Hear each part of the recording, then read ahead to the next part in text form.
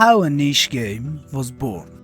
Have you ever wondered why millions of players are willing to spend 30 minutes hunting a single monster? Why people celebrate finally defeating a creature that has knocked them out dozens of times? And why Monster Hunter has become one of the most beloved, respectful gaming franchises in the world? The answer isn't just about giant monsters or oversized weapons. It's about a philosophy that rewards patience over speed, preparation over brute force, and learning over luck. But it wasn't always a worldwide success, is it? In fact, when Monster Hunter first appeared, almost nobody outside Japan cared about it. Today's massive franchise actually started as a risky experiment.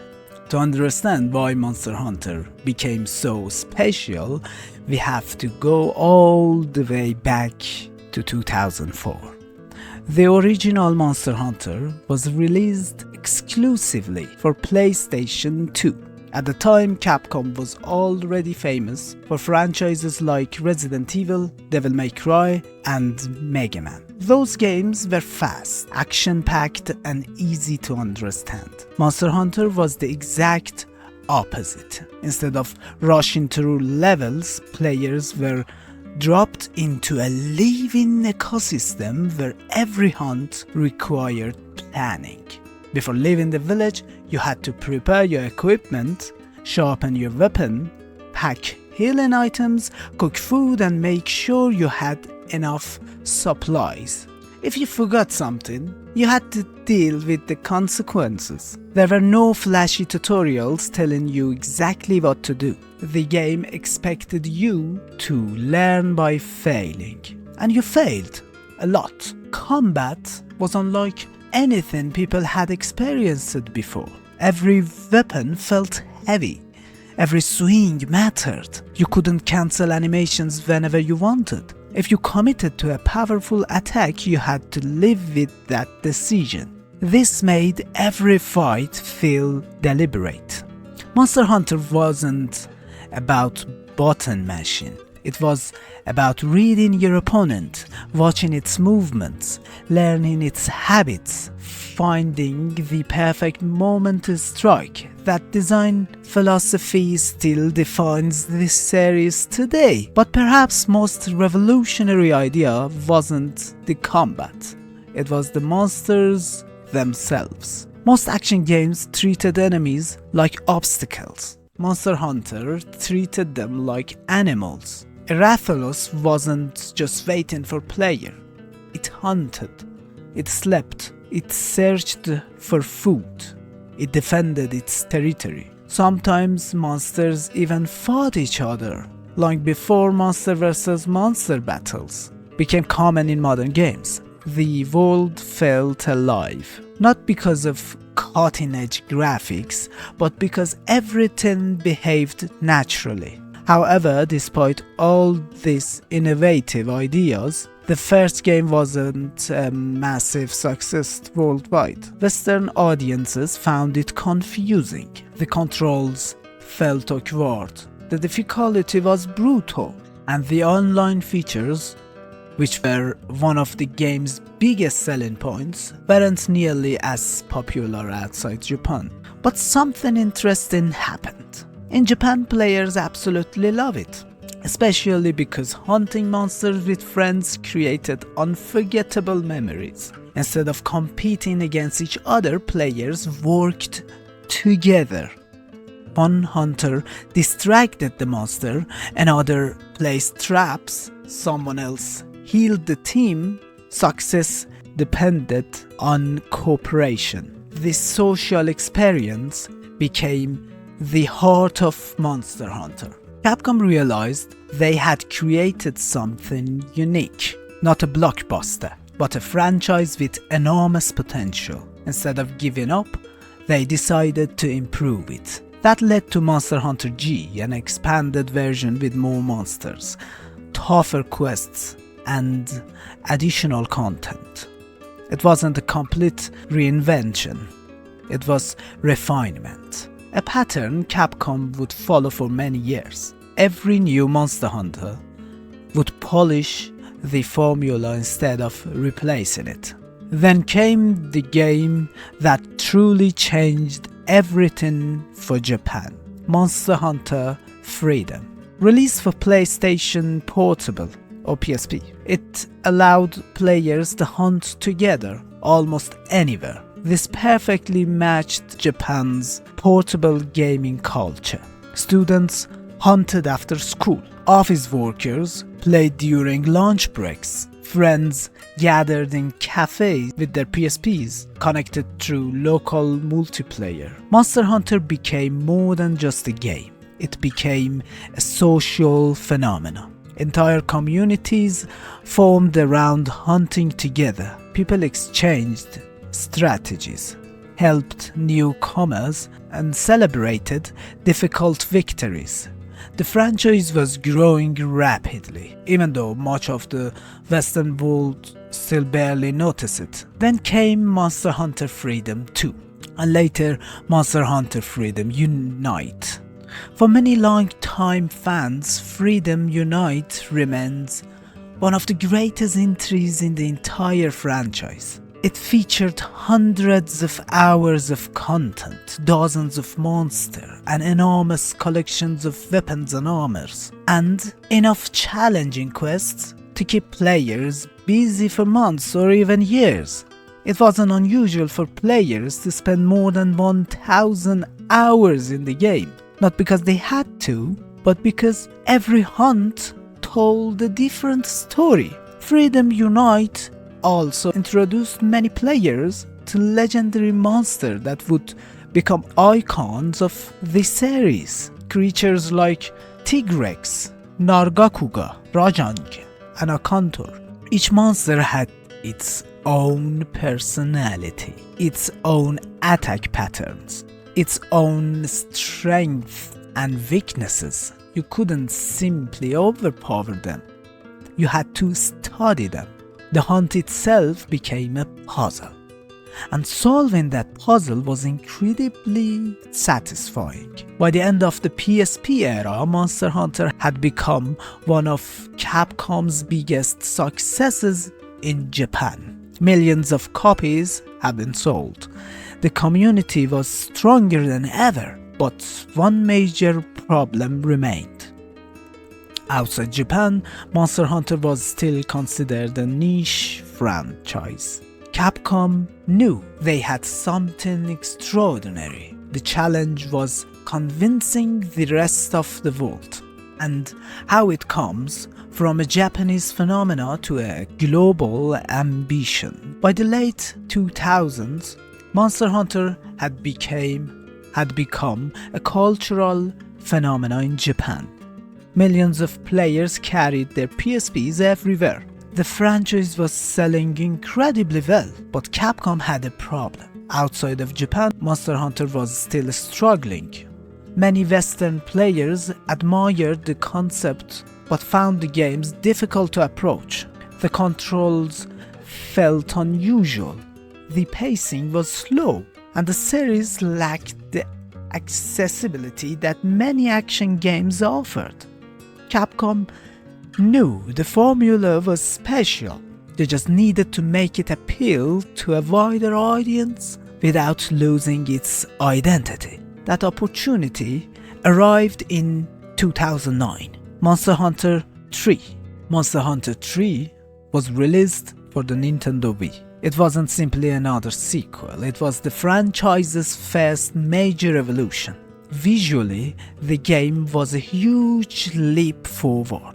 The environment felt larger, the monsters were more expressive, animations became smoother, and for the first time players truly felt like they were exploring living ecosystem rather than isolated arenas. But the biggest new feature was something that remains controversial even today: underwater combat. Some monsters could escape into lakes or oceans. To continue the hunt, players had to dive in after them. This completely changed the rhythm of combat. movement became slower, dodging worked differently, weapon attacks had new animations. Suddenly, players had to master an entirely new battlefield. Some fans loved the added depth and realism, others found it frustrating and difficult to control. Even today, underwater combat remains one of the most debated mechanics in Monster Hunter history. Despite the mixed opinions, 3 introduced several unforgettable monsters. One of the most iconic was Lagiacrus, a massive sea serpent whose electric attacks made every underwater encounter terrifying. Lagiacrus quickly became one of the franchise's most recognizable creatures. 3 also expanded the idea that monsters weren't simply bosses, they were part of an ecosystem. Small creatures reached to larger predators. Different species shared territories. Some monsters even interrupt your hunt unexpectedly. These moments made the world feel unpredictable. You never knew what was waiting around the next corner. Although Monster Hunter 3 was praised by critics, it still didn't completely solve the series' biggest challenge. The Western audience was growing. But slowly, Capcom continued refining the formula. In 2011, Monster Hunter Portable 3 became another massive success in Japan. Although it was never officially released in West, it remains one of the best-selling PSP games ever made.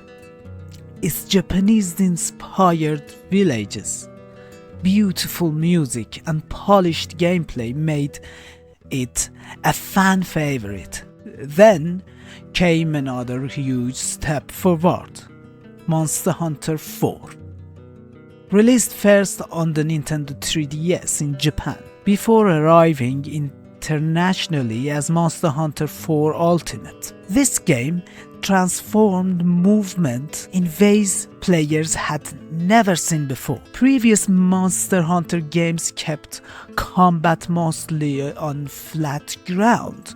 Monster Hunter 4 introduced verticality. Hunters could climb ledges, leap from cliffs, jump onto monsters, and perform aerial attacks. For the first time, mounting monsters became a major gameplay mechanic. Instead of simply attacking from the ground, players could leap onto a monster's back, hold on as it tried to throw them off, and eventually knock it to the ground for massive damage.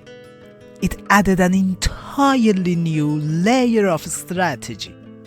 The environments also became far more dynamic. Maps featured multiple elevations, hidden paths, moving platforms, and more natural terrain than ever before. Exploration finally became just as exciting as the hunts themselves. Monster Hunter 4 Ultimate also introduced one of the most beloved monsters in franchise history, Gormagala. Unlike previous monsters, Gormagala wasn't just another powerful creature. It was central to the game's story. Its mysterious frenzy virus spread across the world, infecting other monsters and making them even more dangerous. The darker tone gave Monster Hunter one of its strongest narratives up to that point. Players weren't simply completing quests anymore. They were witnessing an unfolding mystery. Another reason Monster Hunter 4 Ultimate became so popular was its incredible variety. By this point, the weapon roster had expanded to 14 unique weapon types. Each one offered a completely different playstyle. A greatsword user felt nothing like someone using dual blades. A hunting horn player supported teammates through music. An insect glaive user danced through the air with unmatched mobility. Instead of choosing a class, players chose a weapon, and that weapon often became part of their identity. This depth gave Monster Hunter enormous replay value. Learning one weapon could take dozens of hours. Mastering all 14 could take hundreds. By now, Capcom had spent over a decade refining Monster Hunter, expanded the world, added unforgettable monsters, and strengthened the multiplayer experience. Yet despite all this progress, the series still hadn't reached the level of worldwide popularity that Capcom believed it deserved. Then everything changed. Capcom made one of the biggest decisions in the franchise's history. Instead of focusing primarily on handheld systems, they would build Monster Hunter for powerful modern consoles and PCs. It was a risky move. It required redesigning many of the series' long-standing systems, but that gamble would transform Monster Hunter forever. The next game wouldn't just become the best-selling Monster Hunter ever made, it would become the best-selling game in Capcom's entire history. And that game was Monster Hunter World. Monster Hunter World changed everything.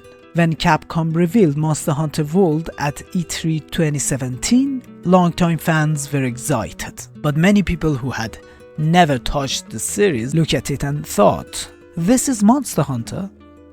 The visuals were stunning, the environments looked alive, the monsters moved naturally through dense forests, deserts, and ancient valleys.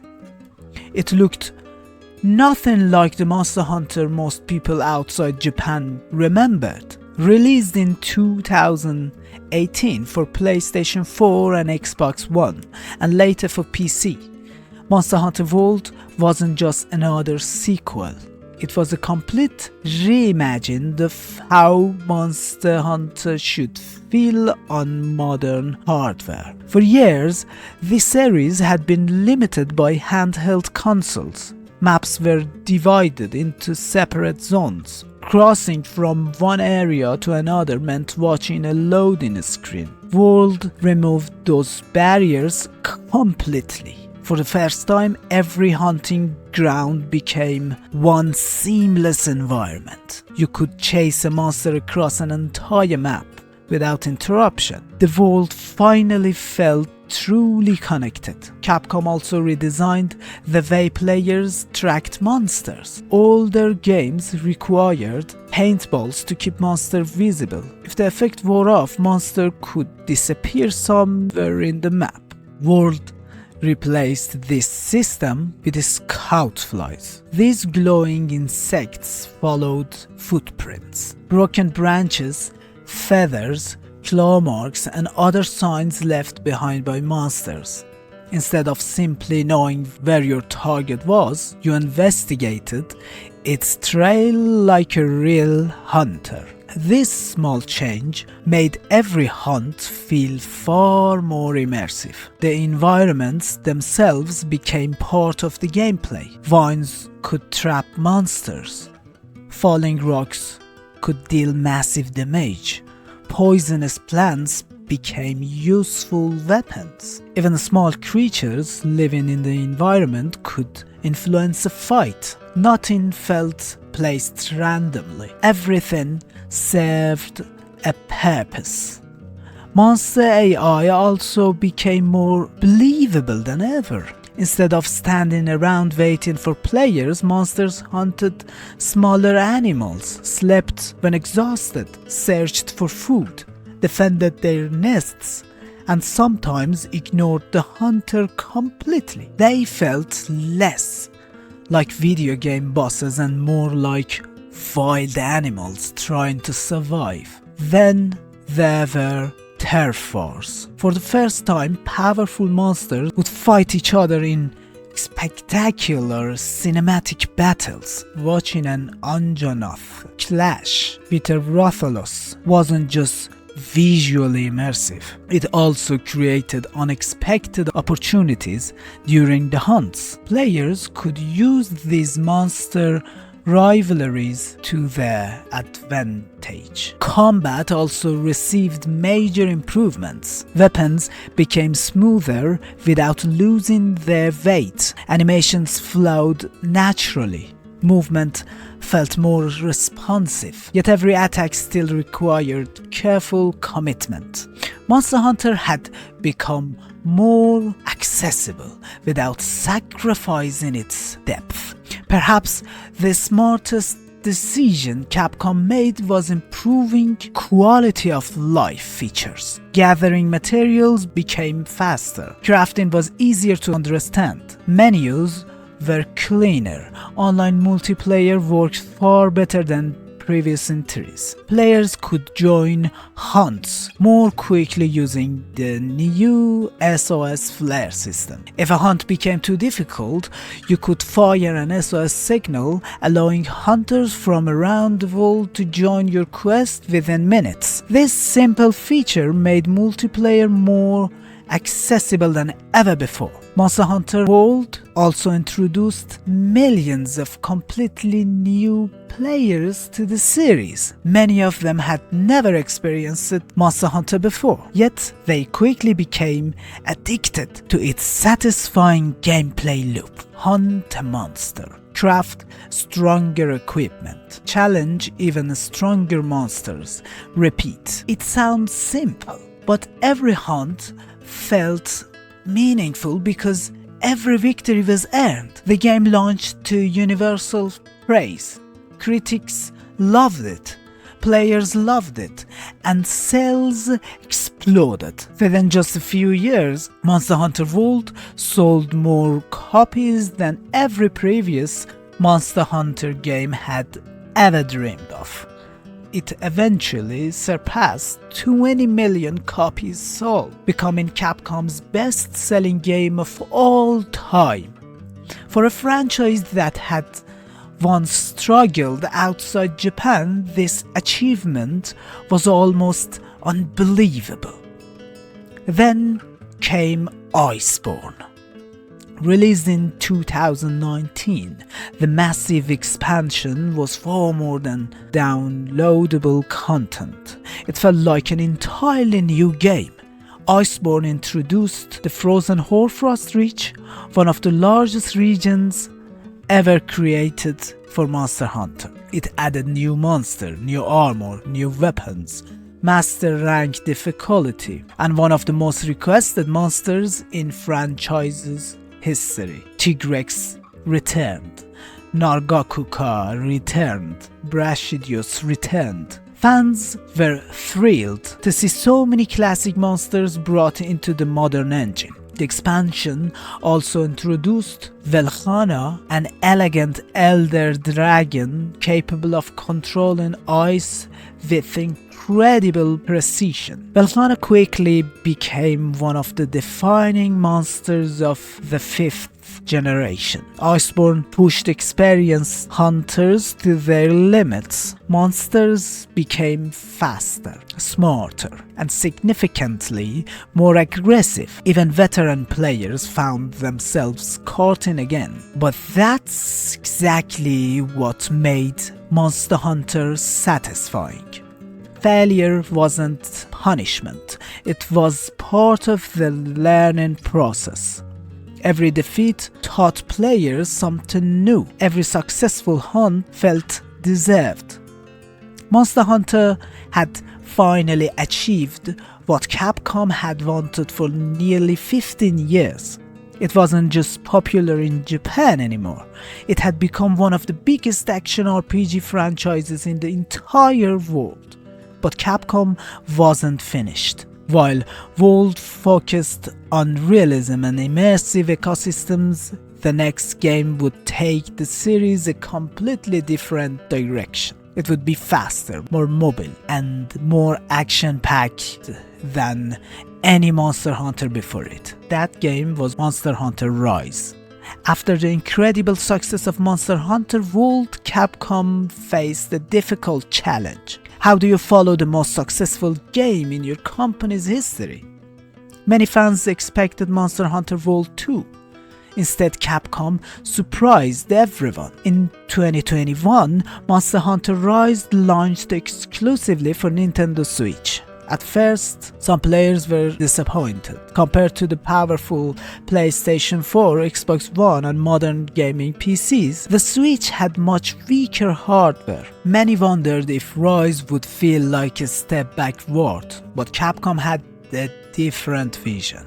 Rather than trying to copy World, they focused on speed and creativity. The result was one of the most unique entries in the entire franchise. The biggest new feature was the Wirebug. This tiny glowing insect completely changed how players move. Hunters could launch themselves into the air, dash across cliffs, recover after being knocked down, and perform spectacular aerial attacks. For the first time, vertical movement wasn't limited to certain locations.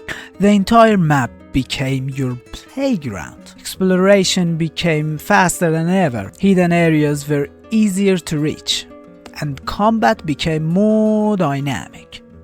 Every weapon also received unique skill-bound attacks. These powerful techniques used the Wirebug to create flashy new moves that completely changed each weapon's playstyle. Greatsword users could unleash devastating counters. Longsword players became even more agile. Hammer users gained incredible mobility. Even veteran hunters had to relearn their favorite weapons. Another major addition was the Palamute. Unlike the Palico companions from previous games, Palamutes were loyal dogs that players could ride. Instead of slowly running across enormous maps, hunters could sprint towards the target while sharpening weapons, using items, or gathering materials. This simple change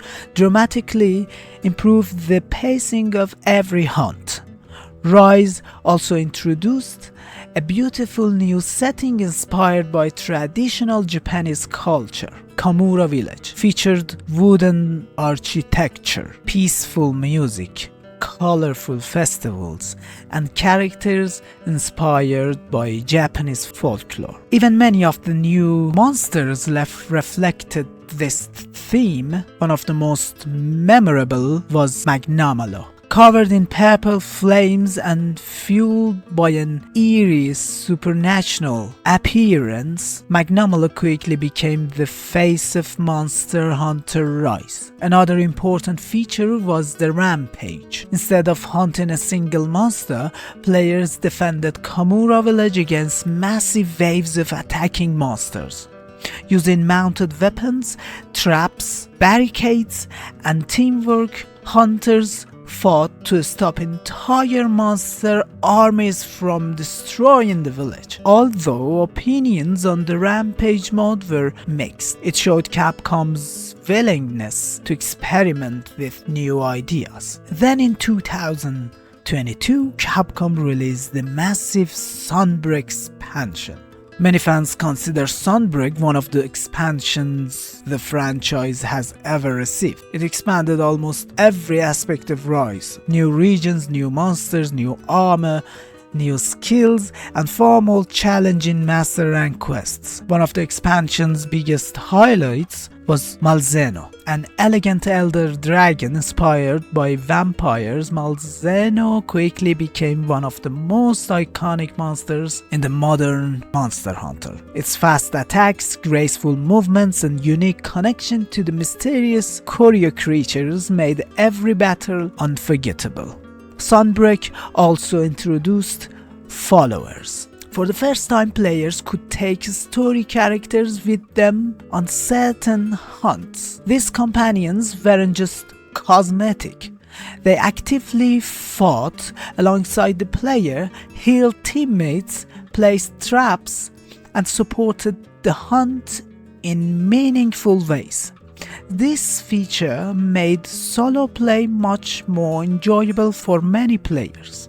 Capcom also continued refining combat. New switch skills allowed players to customize their move sets even further. Instead of every great sword player using exactly the same attacks, hunters could choose abilities that matched their own preferred style. This encouraged experimentation and made each weapon feel even more personal. By this point, Monster Hunter had evolved tremendously since its debut in 2004. The slow and unforgiving experience of the original game had transformed into something smoother, faster, and far more welcoming to newcomers. Yet, despite all these improvements, the heart of Monster Hunter had never changed. Preparation still mattered, patience still mattered, learning monster behavior still mattered. No matter how many new mechanics Capcom introduced, victory was still earned through skill rather than luck. As Sunbreak continues receiving updates, another question began to spread across the community. What comes next?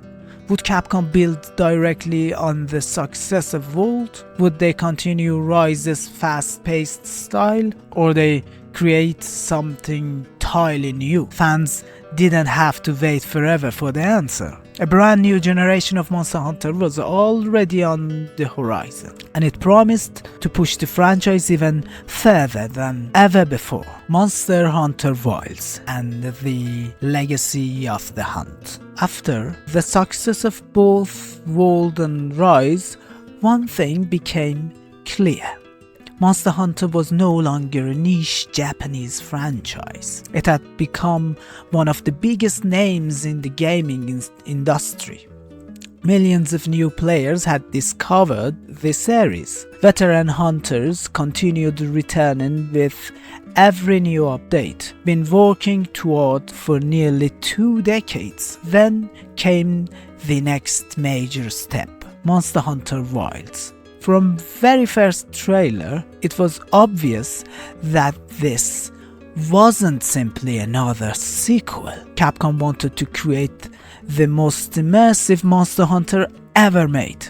The environments looked larger than anything the series had attempted before. Massive open landscapes stretched toward the horizon. Storms rolled across the sky. Sandstorms changed visibility. Weather shifted naturally, making the world feel alive in ways previous games couldn't achieve. The developers explained that monsters would react to these changing conditions. Some creatures would become more aggressive during certain weather events. Others would migrate across the landscape in search of food or shelter. The ecosystem itself was becoming more dynamic than ever before. Another exciting addition was the Sacred. This bird-like mount allowed hunters to travel across enormous environments quickly, while also carrying a secondary weapon. For the first time, players could switch between 2 different weapons during a hunt without returning to camp. This opened countless new tactical possibilities. Imagine beginning a hunt with a bow to attack from a distance, then switching to a greatsword once the monster became exhausted, or using a hammer to stun monster before changing to dual blades for relentless damage. Capcom wasn't changing the core formula, they were expanding player freedom. That has always been Monster Hunter's greatest strength. Every new generation introduces fresh ideas while respecting the foundation built in 2004. Even after more than 20 years, the heart of Monster Hunter remains exactly the same. You accept a quest, you prepare carefully, You study your target, you adapt when things go wrong, and eventually, after a long and difficult battle, you earn your victory. Not because the game handed it to you, but because you became a better hunter. That's the magic of Monster Hunter. Every monster is a lesson. Every defeat teaches patience. Every success feels personal. Very few games create that kind of satisfaction. The franchise has also influenced countless other games. Titles like Dauntless, Wild Hearts, God Eater, and Tukiden all borrowed ideas from Monster Hunter's cooperative hunting formula. Yet despite the competition, Monster Hunter has remained the king of the hunting genre. Because no other series combines challenging combat, meaningful progression, unforgettable creature design, and cooperative gameplay quite the same way. Another reason for its lasting popularity is its incredible monster roster. Rathalos, Rathian, Tigrex, Nargacuca, Zinogre, Lagiacros, Gormagala, Valstrax, Magnamalo, Malzeno. These aren't just enemies. For many players, they are unforgettable memories. Everyone remembers the monster that made them fail dozens of times, the monster that forced them to rethink everything they knew, and the monster that finally made them feel like a true hunter. Monster Hunter has never relied on complicated storytelling. Instead, its stories are created by the players themselves. The desperate final minutes of a hunt, running out of healing items, sharpening your weapon while the monster searches for you, landing the final hit just before fainting, or celebrating with friends after defeating an elder dragon for the very first time. Those moments can't be scripted, they're earned. Looking back, it's incredible to see how far the series has come. From a small PlayStation 2 experiment in 2004 to one of Capcom's biggest and most successful franchises. Monster Hunter didn't become great overnight. It evolved slowly, one game at a time, one improvement after another, without ever forgetting what made it unique in the first place. And perhaps that's the biggest lesson this franchise teaches Ubisoft. Success doesn't always come from changing everything, Ubisoft. Sometimes success comes from refining a great idea over many years. Whether you've been hunting since the PlayStation 2 era, or whether Monster Hunter Wilds will be your very first adventure, one thing is certain: there has never been a better time to become a hunter.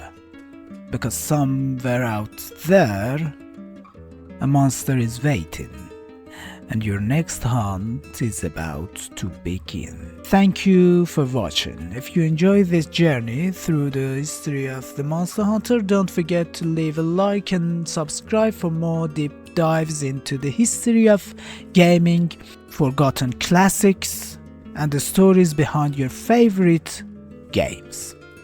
Until next time, happy hunting!